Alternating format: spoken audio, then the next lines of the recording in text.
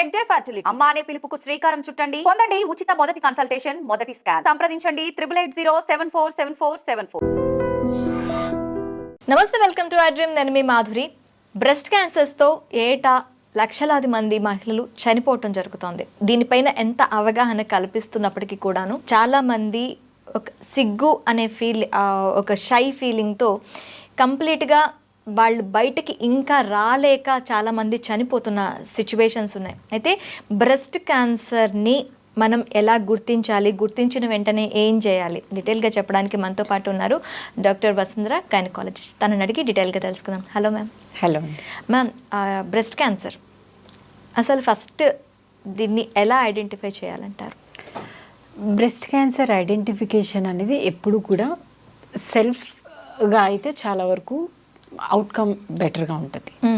అదే మనకి చాలా అంటే లైక్ డాక్టరే ఐడెంటిఫై చేసి మీకు బ్రెస్ట్ క్యాన్సర్ ఉంది అని చెప్పే స్టేజ్కి వెళ్ళారు అంటే అది చాలా అడ్వాన్స్డ్ స్టేజెస్లో ఉన్నాయని అర్థం. సో ఇక్కడ self identification of the breast cancer అంటే ఏంటి, మనం ఎవ్రీ మంత్ కూడా మన మెన్స్ట్రుయేషన్ టైం అప్పుడు, ప్రీ మెన్స్ట్రువల్ టైం అప్పుడు ఒక టైం పెట్టుకోవాలి. ఆ టైం పెట్టుకొని ఎవ్రీ మంత్ ఆ పర్టికులర్ డేస్లో బ్రెస్ట్ సెల్ఫ్ ఎగ్జామినేషన్ అని అంటారు. Okay. So breast self examination చేసుకొని మన బ్రెస్ట్లో టిష్యూస్ ఎప్పుడూ కూడా స్మూత్గా ఉంటాయి. అంటే లైక్ ఒక ఏమనాలి ప్లఫీగా, స్పాంజీగా ఉంటాయి బ్రెస్ట్ టిష్యూ అంతా కూడా. ఆ టిష్యూ మన నార్మల్ బ్రెస్ట్కి ఉన్నప్పుడు మనకు అందులో ఏదైనా తేడా అయినప్పుడు ఒక చిన్న చిన్న లంప్స్ లాగా తెలుస్తూ ఉంటాయి. ఆ లంప్స్ని ఐడెంటిఫై చేయగలుగుతాం. సో అంటే ఎప్పుడు మనకి నార్మల్గా ఉన్న బ్రెస్ట్ దగ్గర నుంచి లంపీ స్టేజ్కి వెళ్తుంది బ్రెస్ట్ అంటే అది అబ్నార్మల్ చేంజెస్ అని అర్థం. ఓకే. సో ఆ చేంజెస్ని ఎప్పుడైతే ఐడెంటిఫై చేసామో ఇమ్మీడియట్గా మనం డాక్టర్ దగ్గరికి వెళ్ళి ఎగ్జామినేషన్ చేయించుకోవాలి. ఎగ్జామినేషన్ చేయించుకున్నప్పుడు బ్రెస్ట్కి ట్రిపుల్ అసెస్మెంట్ అంటారు. ట్రిపుల్ అసెస్మెంట్ అంటే ఒకటి క్లినికల్ ఎగ్జామినేషన్, అంటే డాక్టర్ ఎగ్జామిన్ చేసి అందులో లంప్ ఉందా లేదా అని చెప్పటం. రెండు రేడియోలాజికల్ ఎగ్జామినేషన్ అంటారు. అంటే అల్ట్రాసౌండ్ కానీ బ్రెస్ట్ క్యాన్సర్ రిలేటెడ్ చేంజెస్ ఏమైనా ఉన్నాయా లేదా బినైన్ చేంజెస్ అంటే ఫైబ్రాయిడ్నోమా అంటారు. చాలా మందికి బ్రెస్ట్లో గడ్డలు ఉంటాయి, వాటిని క్యాన్సర్ కాకపోతే ఫైబ్రాయిడ్నోమా గడ్డలు అంటారు. అట్లనే థర్డ్ ఏంటంటే పెథలాజికల్ ఎగ్జామినేషన్, అంటే మనకి ఏదైనా లంప్ ఉంది అని తెలిసిన తర్వాత అక్కడి నుంచి బయాప్సీ తీస్తాం, టిష్యూ తీస్తాం. టిష్యూ తీసి పెథాలజీకి పంపిస్తాం. ఆ పెథాలజీలో డాక్టర్స్ మైక్రోస్కోప్లో పెట్టి చూసి ఇది క్యాన్సర్ గడ్డనా లేకపోతే నార్మల్ గడ్డనా అంటారు. సో ట్రిపుల్ అసెస్మెంట్, ఒకటి clinical assessment, radiological assessment, pathological assessment. ఈ త్రీలో కూడా పాజిటివ్ అనిపిస్తే అది మ్యాలిగ్నెన్సీ. ఓకే. ఈ త్రీలో కూడా మెనీ టైమ్స్ చాలా వరకు ఫస్ట్ 2 స్టేజెస్లోనే తెలిసిపోతుంది అది క్యాన్సర్ కాదు అని చెప్పి. అట్లా అయినప్పుడు వాటిని మనము యాన్యువల్ ఎగ్జామినేషన్కి వదిలిపెట్టేసేయచ్చు. ఓకే. సో మనకి ఈ బ్రెస్ట్ లంప్స్ కొన్ని చాలా హార్డ్గా, హెవీగా, ఇబ్బందిగా అనిపిస్తాయి. అవి ఏంటి, మన బ్రెస్ట్లో ఉండే fat, breast is all made up of fat. అవును. చాలా వరకు ఆ ఫ్యాట్ ఏంటంటే సొలిడిఫై అయిపోతుంది. ఇప్పుడు మనం చూడండి, మన చీజ్ కానీ బటర్ ఏదైతే ఉందో ఒక కూల్ టెంపరేచర్లో వదిలేస్తే సొలిడిఫై గట్టిగా అయిపోతుంది. నెయ్యి కూడా అంతే కదా. So this is all made up of fat tissue. Okay. So అది కూడా ఏమవుతుందంటే దానికి యాక్టివిటీ లేకపోయినా దాన్ని, అందుకనే అంటారు బ్రెస్ట్ డిసీజెస్ ఎక్కువ నల్లీ ప్యారెస్ ఉమెన్, అంటే like non feeding women, nulliparous non fed women అంటారు. అంటే బ్రెస్ట్ మిల్క్ ఇవ్వని విమెన్కి ఎక్కువ వస్తాయి, లేదా సెక్షువల్ యాక్టివిటీ లేని విమెన్కి ఎక్కువ వస్తాయి, అండ్ బాగా ఒబేస్ ఉన్న వాళ్ళకి ఎక్కువ వస్తాయి. సో ఈ చేంజెస్ అన్నీ ఏంటి అంటే బ్రెస్ట్లో ఏ రకమైన యాక్టివిటీ లేకపోవటం వల్ల సో ఏదైతే ఫ్యాట్ టిష్యూ మనకు ఉండిందో అది గట్టిగా అయిపోతుంది. ఒక స్టేజ్లో గట్టిగా అయ్యి ఒక పెద్ద రాయి లాగా తయారవుతుంది, లంప్ లాగా తయారవుతుంది. అది జస్ట్ మనం ఇలా పట్టుకోగానే తెలుస్తూ ఉంటుంది. కొంతమందికి పెయిన్లెస్ లంప్ ఉంటుంది, కొంతమందికి పెయిన్ఫుల్ లంప్ ఉంటుంది. సో అట్లా వచ్చినప్పుడు అది క్యాన్సర్ రిలేటెడా కాదా అనేది ఐడెంటిఫై చేయడం చాలా ఇంపార్టెంట్. కొంతమందికి ఏంటంటే మెన్స్ట్రువల్ సైకిల్స్తో పాటు అసోసియేటెడ్ బ్రెస్ట్ పెయిన్ ఉంటుంది, ప్రీ మెన్స్ట్రువల్ సిండ్రోమ్ అని అంటాం కదా. సో కొంతమందికి ఈ చేంజెస్ అన్నీ కూడా మెన్స్ట్రుయేషన్కి అసోసియేటెడ్గా కొంచెం అగ్రివేటెడ్గా ఉంటాయి, పీరియడ్స్ అయిపోయిన తర్వాత తగ్గుతూ ఉంటాయి. అట్లా ఈ చేంజెస్ అన్నీ కూడా మనకి నోటిఫై చేసుకొని సెల్ఫ్ అసెస్మెంట్ చేసుకుంటే ఎర్లీగా ఐడెంటిఫై చేయాలి. ఓకే, సెల్ఫ్ అసెస్మెంట్లో మనకి తేలింది, డాక్టర్స్ ఎగ్జామిన్లో కూడా తేలింది, అలాంటప్పుడు మనం ట్రీట్మెంట్స్ ఎలా ఉంటాయి మ్యామ్ దీనికి? బ్రెస్ట్ క్యాన్సర్ అనేది ఏమనాలి, ఎంత ఎర్లీగా ఐడెంటిఫై చేస్తే అంత సింపుల్ లైఫ్ ఉంటుంది మనకి. సో చాలా ఎర్లీ స్టేజెస్లో ఐడెంటిఫై చేసాము. ఎట్లా మనకి మనమే సెల్ఫ్ ఎగ్జామినేషన్ చేసుకున్నప్పుడు, లేదో ఏమంటారు క్లినికల్ యాన్యువల్ హెల్త్ చెకప్కి వెళ్ళినప్పుడు, బ్రెస్ట్ ప్యాకేజెస్ వాటిల్లో విమెన్కి బ్రెస్ట్ స్క్రీనింగ్ ఉంటుంది. సో వాటిల్లో కూడా ఐడెంటిఫై చేశారనుకోండి, అంత అంటే లేట్ స్టేజెస్లో వెళ్ళలేదు, అప్పుడు చాలా సింపుల్ ఉంటుంది ట్రీట్మెంట్. సింపుల్గా బ్రెస్ట్ని తీస్తే సరిపోతుంది. ఓకే, బ్రెస్ట్ టిష్యూ తీసేసి, అది వాళ్ళకి కొంతమందికి ఇబ్బందిగా అనిపిస్తుంది బ్రెస్ట్ టిష్యూ తీసిన తర్వాత. సో వాళ్ళకి రీకన్స్ట్రక్టివ్ సర్జరీస్ చేయొచ్చు, ప్లాస్టిక్ సర్జరీ చేయొచ్చు, ఇంప్లాంట్స్ పెట్టచ్చు. చాలా అసలు వాళ్ళకి అయినట్టు కూడా తెలియదు, అంత సింపుల్గా ఉంటుంది ఎంత ఎర్లీగా ఐడెంటిఫై చేస్తే అంత. కానీ ఒక స్టేజ్లో ఐడెంటిఫికేషన్ ఎట్లా అయిపోతుందంటే, మా వరకు చాలా ఎడ్యుకేటెడ్ విమెన్ కూడా మేము చూస్తూ ఉంటాం కదా, ఇంకా బ్రెస్ట్ ఇంకా కంప్లీట్గా ప్లాస్టర్ అయిపోయి ఈ బ్రెస్ట్ కదలదు ఇంకా, అంత అయ్యేంత వరకు వాళ్ళు ఐడెంటిఫై కూడా చేసుకోరు. ఏదో చిన్న గడ్డ ఉంది అని అనుకుంటారు తప్ప, ఆ నిప్పులు అని ఉంటుంది కదా, ఆ నిప్పులు కూడా వెనక్కి వెళ్ళిపోయి దాని నుంచి కొంతమందికి అయితే పస్ వచ్చి, కొంతమందికి బ్లడ్ వచ్చి, అంత స్టేజ్ వరకు కూడా కొంతమంది ఐడెంటిఫై చేసుకోరు. అట్లాంటి వాళ్ళకి ఐడెంటిఫై చేసిన ఇంట్లో చెప్పడానికి సిగ్గు, భయము, ఏమంటారో. జనరల్ గా లేడీస్ ఏంటంటే వాళ్ళకి వచ్చిన ఏదైనా జ్వరమో దగ్గో జలుబో ఏదైనా వచ్చాయినంటే సర్లే ఏదో ఒక టాబ్లెట్ వేసుకుంటే తగ్గిపోతుందిలే అన్న దీంట్లో ఉంటారు. ఇంకా అలాంటి వాటికి ఆలోచించేటప్పుడు ఇంకా ఇలాంటి కొంచెం ప్రైవేట్ పార్ట్ దగ్గరికి వచ్చేసరికి ఇంకా ఎక్కువ షై అనేది ఉంటుంది, ఆలోచిస్తారు.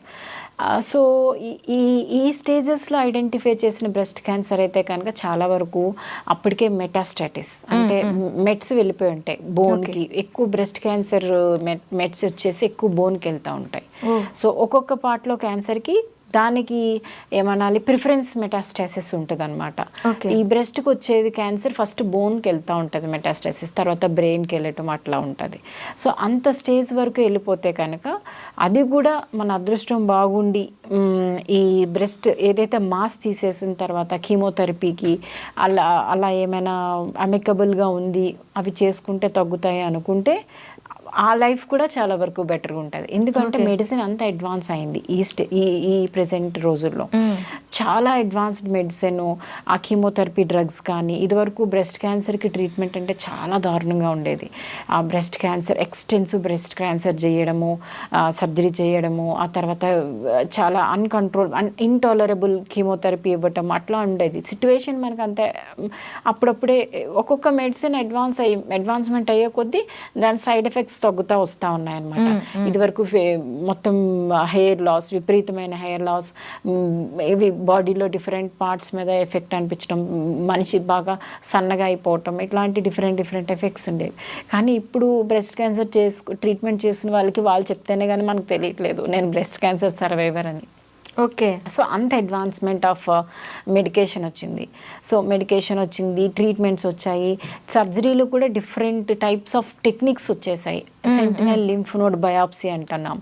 అంటే మనకి అంటే ఎంతవరకు అయితే డిసీజ్ ఉందో అంతవరకే కట్ చేస్తే సరిపోతుందా, లేకపోతే ఇంకే పార్ట్ వరకు ఎక్స్టెండ్ చేయాలి సర్జరీ, అలాంటి ఐడెంటిఫికేషన్స్ అనేవి మళ్ళీ రిజల్ట్ 10 రోజుల తర్వాత 15 రోజుల తర్వాత వచ్చాక మళ్ళీ రీసర్జరీ చేసేదానికన్నా అప్పుడు చేస్తున్నప్పుడే ఎంత అడ్వాన్స్డ్గా సర్జరీ వెళ్ళాలి అంత ఐడెంటిఫికేషన్ అనేది వచ్చేసింది ఈ మధ్యకాలంలో బ్రెస్ట్ క్యాన్సర్ గురించి. అంటే ఓన్లీ సర్జరీ అనా మ్యామ్? మనకి క్యాన్సర్ అనగానే కీమో, తర్వాత రేడియేషన్, ఇలాంటివన్నీ కూడా ఉంటాయి కదా. ఎప్పుడు కూడా కీమో రేడియేషన్ ఎప్పుడు అది లోకల్గా యాక్ట్ చేయదు. మనం ఎంత ఇచ్చినా కానీ మొత్తం బాడీలో ఎఫెక్ట్ ఉంటుంది. కానీ బ్రెస్ట్ క్యాన్సర్లో ఏంటి అంటే మనకి ఆ క్యాన్సర్ బ్రెస్ట్లో ఉంది కాబట్టి డిసీజ్ లోడ్ ఎంత తీసేస్తే అంత రికవరీ బాగుంటుంది అనమాట. ఓకే. సో ఆ లోడ్ తీసేస్తే పక్కనున్న ఆర్గాన్స్కి స్ప్రెడ్ కావటం చాలా తక్కువ ఉంటుంది. ఓకే. ఈ కీమో కానీ రేడియో కానీ ఎప్పుడు ఇస్తాము, మనకి తెలియకుండా బాడీలో మిగిలిన పార్ట్స్కి స్ప్రెడ్ అయితే ఆ స్ప్రెడ్ అయిన వాటిని కూడా కిల్ చేస్తే అక్కడ క్యాన్సర్ మళ్ళీ డెవలప్ కాకుండా ఉంటుంది అన్న ఉద్దేశంతో కీమోథెరపీ కానీ రేడియోథెరపీ కానీ ఇస్తాము. సో మనకి డిసీజే లోకలైజ్డ్గా ఉంది, పక్కకి ఎక్కడికి స్ప్రెడ్ కాలేదంటే ఇంకా బ్లెస్డ్ కదా మనం. అవును. సో ఇంకా ట్రీట్మెంట్స్ కాకుండా వీళ్ళకంటే ట్రీట్మెంట్స్ తర్వాత కూడాను కొంతమందికి బాగా మళ్ళీ వచ్చే ఛాన్సెస్ కూడా రికరెన్స్ అంటారు. సో దీనికి ఎలాంటి ట్రీట్మెంట్స్ ఉంటాయి మళ్ళీ రాకుండా ఉండటానికి? కానీ ఒకవేళ మళ్ళీ వస్తే ఎలాంటి ట్రీట్మెంట్స్ ఉంటాయి? సేమ్ మళ్ళీ ఆపరేషన్ ఇలాంటివన్నీ చూసుకోవాల్సి ఉంటుందా? బ్రెస్ట్ క్యాన్సర్లో చాలా వరకు రికరెన్స్ ఎప్పుడవుతుంది అంటే మనకు తెలియకుండానే క్యాన్సర్ సెల్స్ బాడీలో పక్కన పార్ట్స్కి స్ప్రెడ్ అయ్యి అది మనం ఐడెంటిఫై చేయలేకపోయి కీమోథెరపీ కానీ రేడియోథెరపీ కానీ ప్రాపర్గా అవ్వకపోతే రికరెన్స్ వచ్చే ఛాన్స్ ఉంటుంది.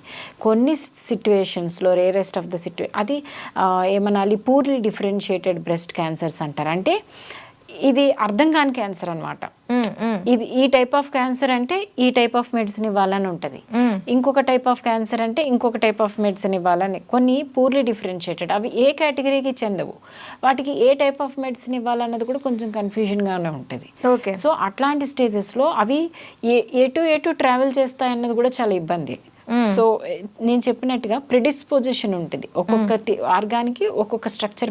ఇప్పుడు నేను బ్రెస్ట్ క్యాన్సర్కి ఎక్కువ బోన్స్ ప్రిడిస్పోజిషన్ ఉంటుంది. అట్లాగా బోన్స్కి వెళ్ళకుండా కొన్ని ఏంటి అడ్డదిడ్డంగా లంగ్స్కో లివర్కో ఇంకా స్ట్రక్చర్స్కో పక్కన ఉన్న స్ట్రక్చర్స్కో వెళ్ళింది అనుకోండి, డైరెక్ట్గా ఆల్ టుగెదర్ బ్రెయిన్కో వెళ్ళింది అనుకోండి. అట్లాంటప్పుడు మనం స్ట్రైట్ హెడ్ చాలా కాంప్లికేటెడ్ మెడిసిన్ బ్రెయిన్కి ఇచ్చేయలేం. అవును. సో చాలా ఆలోచించి బ్రెయిన్స్ లో ఉన్న పక్కన ఉన్న స్ట్రక్చర్స్ డ్యామేజ్ కాకుండా చూసుకోవాలి. మనం మెడిసిన్ ఉంది కదా అని ఇచ్చేస్తే అది అక్కడ ఒక్కటే యాక్ట్ చేయదు కదా, టోటల్ గా బాడీ అంతా నార్మల్ సెల్స్ కూడా యాక్ట్ చేస్తాయి కదా. సో అంత ప్రిసైజ్డ్గా క్యాలిక్యులేటెడ్గా తెలుసుకొని మెడికేషన్ ఇవ్వాలి. సో అట్లాంటి సిట్యువేషన్ అంత రికరెన్స్ ఇలాంటి సిట్యువేషన్స్లోనే రికరెన్సెస్ ఎక్కువ వచ్చే ఛాన్స్ ఉంటుంది. మనం ప్రాపర్గా ట్రీట్ చేయలేకపోతే రికరెన్స్ ఎక్కువ వస్తుంది.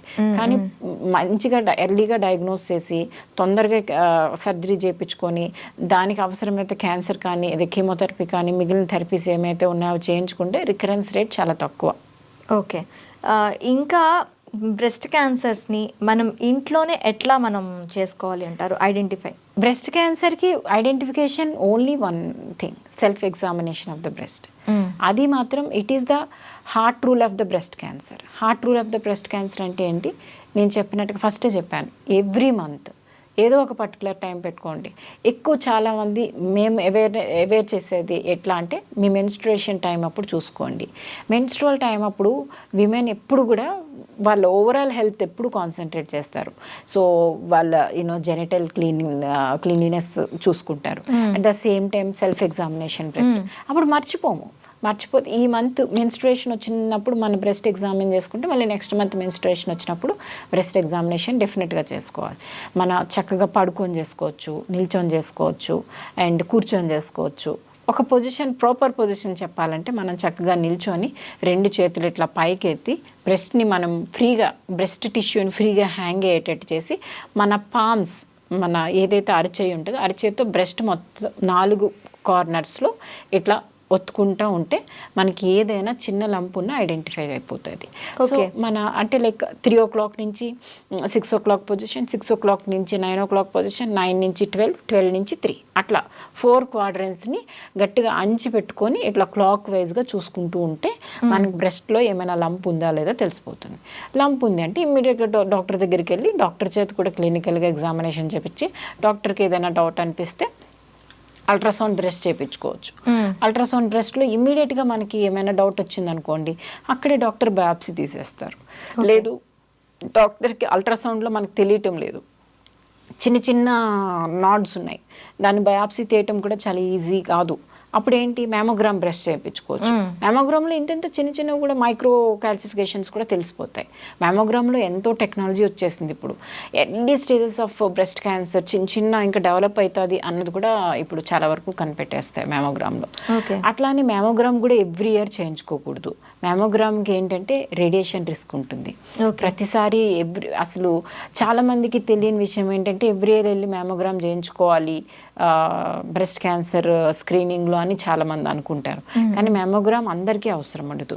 మ్యామోగ్రామ్ సస్పెక్టెడ్ వాళ్ళకి మాత్రమే మ్యామోగ్రామ్ చేయించుకోవాలి. ఎందుకంటే మ్యామోగ్రామ్తోనే రేడియేషన్ రిస్క్ ఎక్కువ ఉంది. ఓకే, సో ఆ రేడియేషన్ రిస్క్ ఎక్స్పోజర్కి కాకుండా ప్రొటెక్ట్ చేసుకోవాలి అని అంటే ఎవ్రీ ఇయర్ యాన్యువల్ అల్ట్రాసౌండ్ అనేది చాలా ఇంపార్టెంట్. అల్ట్రాసౌండ్లో ఏదైనా డౌట్ వస్తేనే మ్యామోగ్రామ్ చేయించుకోండి, లేకుంటే అక్కర్లేదు. ఓకే, చివరిగా అసలు నార్మల్గా బ్రెస్ట్ క్యాన్సర్ గురించి అవగాహన గురించి చెప్పాలి అంటే మహిళలకు మీరు ఏం చెప్తారు? బ్రెస్ట్ క్యాన్సర్ గురించి అవగాహన అంటే ఫస్ట్ సెల్ఫ్ లవ్ చాలా ఇంపార్టెంట్. చాలామంది మన బాడీ గురించి పట్టించుకోరు, మన ఓన్ హెల్త్ గురించి పట్టించుకోరు. అండ్ తర్వాత మన ఇంట్లో వాళ్ళందరికీ, విమెన్ అయితే ఇంట్లో వాళ్ళందరికీ ఏమొచ్చినా కేర్ చేస్తాం, కానీ మన హెల్త్ని నెగ్లెక్ట్ చేస్తాము. సో మీరు అన్నట్టుగా సెల్ఫ్లో చాలా ఇంపార్టెంట్. సెల్ఫ్లో మనం బాగుంటే కదా మిగిలిన వాళ్ళకి కూడా ఏదైనా ఫ్యామిలీ బాగుంటుంది. సో మన హెల్త్కి చాలా వరకు self examination every month on the same time చేసుకోవాలి.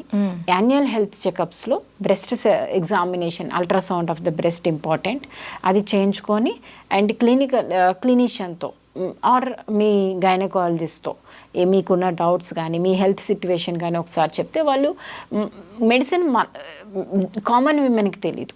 సో వాళ్ళు మీకున్న రిస్క్ ఫ్యాక్టర్స్కి ఈ టైప్ ఆఫ్ టెస్ట్ చేయించుకోండి. మీ ఫ్యామిలీ హిస్టరీలో క్యాన్సర్ ఉందా, అయితే మీరు ఈ టైప్ ఆఫ్ టెస్ట్ చేయించుకోండి.